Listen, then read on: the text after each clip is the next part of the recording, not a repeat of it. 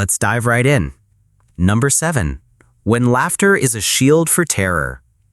Have you ever met that one friend who, the moment the air gets thick with tension, suddenly morphs into a stand-up comedian? Imagine this. The plane is rattling violently, faces are ashen, and sweat is beading on foreheads. But one person is cracking jokes about the in-flight peanuts. Trust me, that person is likely more terrified than anyone else on board, possibly on the verge of fainting. That's because fundamentally, their brain has just launched an internal comedy club as an ultimate defense mechanism. When faced with danger, the brain doesn't always default to the classic fight or flight. Sometimes it activates a third, more surprising option: become a comedian. Psychologists call this the comedy shield. It's as if their emotions have hired a bodyguard, and that bodyguard just so happens to be a clown. The doctor in the emergency room telling dark jokes isn't being callous. They're just trying not to have a mental breakdown while stitching someone's finger back on. Sometimes people laugh when they are absolutely terrified. Have you ever seen someone get jump scared and immediately burst into laughter? That's their brain abruptly switching channels from, "Oh my God, we're all going to die," to, "Wait, maybe not. Let's have a laugh instead." It's the nervous system's way of performing damage control. The brain deploys humor faster than you can say awkward silence. Making a joke about turbulence doesn't make the plane safer, but it creates the illusion of control, even if that control is merely deciding when the audience laughs. The most sophisticated part is that most people don't even know they're doing it. They just think they're naturally funny, while their subconscious is working overtime like a comedy writer on a frantic deadline. So the next time someone is cracking jokes in a crisis, pay attention, because the person making the whole room roar with laughter during a fire drill might just be the one who's trembling the most. Number 6. The great escape from arguments.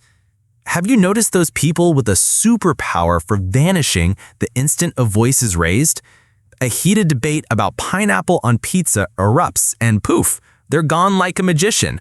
But instead of pulling a rabbit from a hat, they pull themselves out of conversations.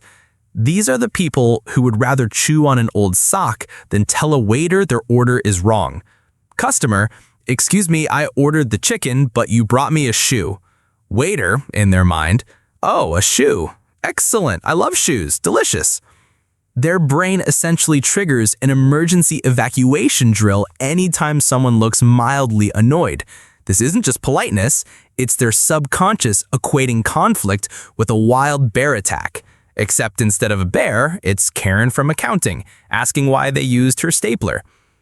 For a conflict avoider, the fear of judgment is a monster. Someone can simply say, "I disagree," and their brain instantly translates it to, "You are a failure and everyone in this room secretly hates you." It's like having a translator app in your head that only speaks the language of disaster. Then there's the fear of escalation. In their minds, every minor disagreement is 5 seconds away from erupting into a reality TV-style meltdown. Person A says, "We need to discuss the thermostat setting." Person B thinking, "This is it. This is how friendships die." Your brain's security system is working overtime. It's like having a bodyguard who tackles you to the ground the moment someone raises an eyebrow. Sure, you're safe from conflict, but you also end up on the floor a lot. Number 5. The over-preparation overlord. Do you know the type of person who plans a simple weekend getaway as if they're orchestrating the D-Day invasion? They have spreadsheets for their spreadsheets and backup plans for their backup plans. They've researched every restaurant within a 50-mile radius, including Yelp reviews from 2009. They're the ones who bring 17 different types of bandages on a hike just in case someone gets a paper cut from a particularly aggressive leaf. On the surface, they seem like the ultimate scout, always prepared for anything from a meteor shower to a rogue squirrel uprising. But in reality, their brain is a hamster that's just chugged a Red Bull, frantically spinning on the wheel of anxiety. It's constantly screaming, "Danger! Unknowns ahead! Must control everything!" They're not just planning, they're building a fortress against the storms raging in their own minds. The fear could be anything. They have plans A through Z, but when something truly unexpected happens, they freeze like a deer in headlights clutching a fanny pack full of emergency supplies. So, if you find yourself color coding your color coding system, it's because you're running from a deeper fear. That subconscious drive to control everything is just your brain's way of sidestepping the real terror. The fear that sometimes, no matter how much you prepare, life is just gonna be life, all over your perfect plans. And maybe, just maybe, accepting that chaos is its own kind of peace. Number 4. The phantom flaw fixer. Do you ever find yourself in a restaurant mentally redesigning their entire menu because the font spacing is slightly off? Or do you see a crooked picture frame at a friend's house and your eye starts to twitch uncontrollably? This isn't just being helpful. This is your brain acting like a paranoid security guard at a bubble wrap factory. Everything must be protected, fixed, and perfected, even things that aren't broken. Your mind becomes a hyper-ambitious intern, creating PowerPoint presentations for problems that don't even exist yet. Intern thinking, what if the coffee machine breaks in 2027? I've prepared a 47-slide contingency plan. The deep fear here is chaos. Your brain believes it's the last line of defense between order and the universe collapsing into a giant tangled ball of Christmas lights. The toaster seems fine, but what if it develops consciousness and decides it no longer wants to make toast? The irony is thick enough to spread on toast. All this fixing creates more problems than a discount parachute manufacturer.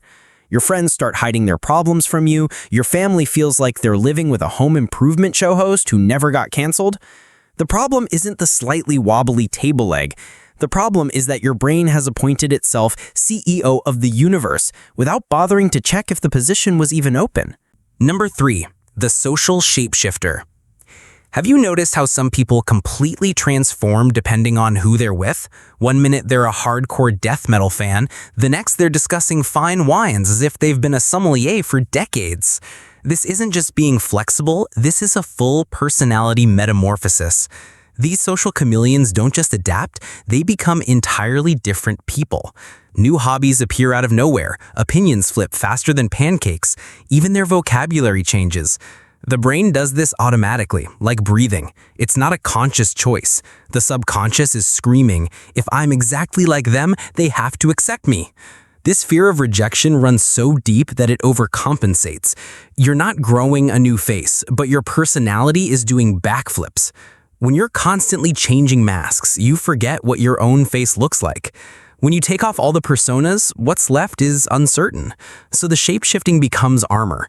By trying to be loved by everyone, you end up being truly known by no one. The loneliest people are often surrounded by fans who only know their performance. Number 2. The inner demon micromanager. Do you know someone who hovers over you like a helicopter parent watching their 5-year-old with scissors for the first time? That's your classic micromanager.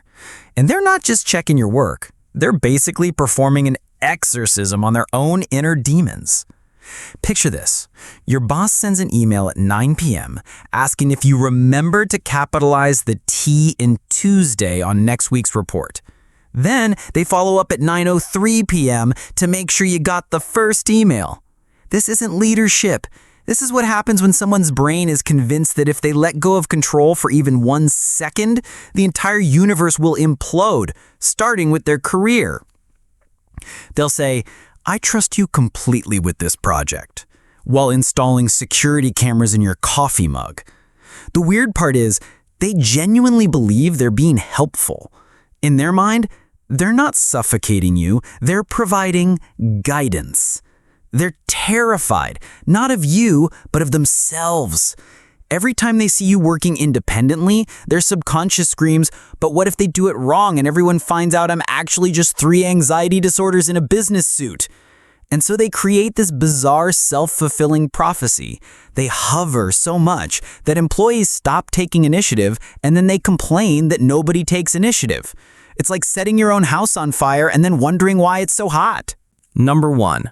The fortress of clutter.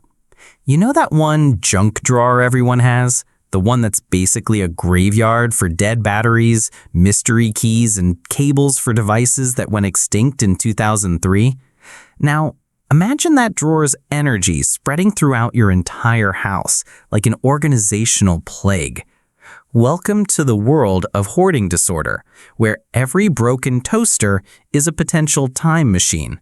For someone with this disorder, throwing things away feels like deleting their backup files, except the backup files are 47 empty yogurt containers and a collection of hotel shampoo bottles. That broken umbrella in the corner isn't trash. It's emergency rain protection for when all other umbrellas spontaneously combust. The truly wild part is how the brain assigns emotional value to this stuff. That stained t-shirt from 1992 isn't just fabric held together by nostalgia and questionable hygiene. It's a time capsule. Throwing it away would be like deleting your memories, except your memories smell like mothballs and regret. Every item becomes a potential solution to a problem that hasn't happened yet. The clutter becomes their autobiography, written in stuff. Chapter 1: Every takeout menu from restaurants that closed during the Bush administration. For some people, this collecting habit is their brain's way of feeling in control. Life feels chaotic, but at least they've got 73 rolls of tape. The future is uncertain, but it's a good thing they saved every cardboard box since 2005. So that mountain of belongings isn't just a fire hazard waiting to happen. It's a fortress built against the terrifying possibility that someday, somewhere, you might desperately need that one broken calculator that only displays the number 8.